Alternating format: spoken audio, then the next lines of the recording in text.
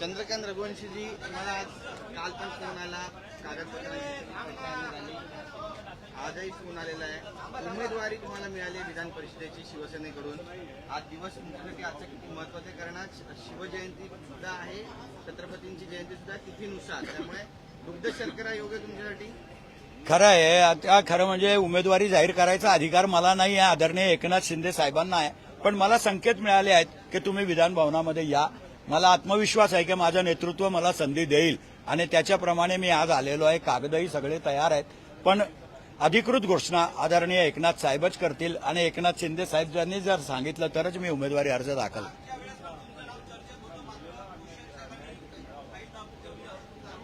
बसले त्या फाईलवर वस्तुस्थिती तशीच आहे, तुम्हाला बी माहिती आहे। पण एकंदरीत त्या 12 लोकांचं भविष्य अंधारात गेलं, ते फक्त राज्यपाल महोदयांनी त्याला मान्यता दिली नाही म्हणूनच।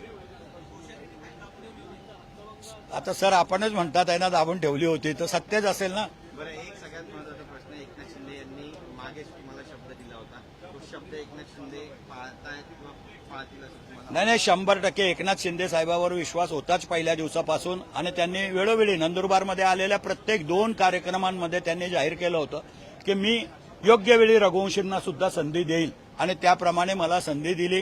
मी साहेबाचं पुनश्च एकदा आपल्या माध्यमातून आभार मानतो, आणि सर्व शिवसैनिकांचं सुद्धा ज्यांनी माझ्यावरती विश्वास दाखवला।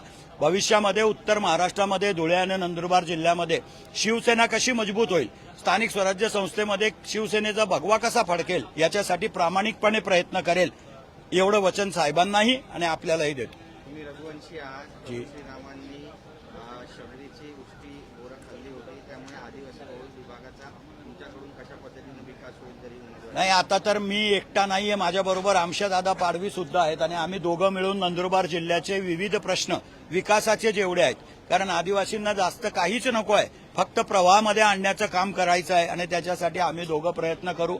खरं आहे, मी पण शबरीचाच वंशज आहे, आणि त्याच्यामुळे मी त्या जिल्ह्यात आहे, त्याचा मला अभिमान आहे।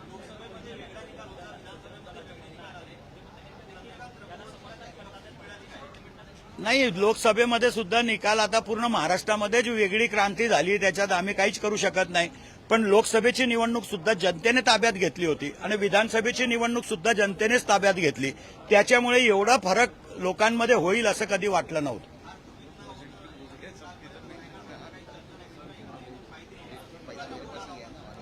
नाही, मला सकाळी पक्ष कार्यालयातून फोन आला होता की आपण इथं आहात का मुंबईला, आणि आपले पेपर वगैरे तयार आहेत का, आपण 10 वाजेपर्यंत विधान भवनामध्ये या।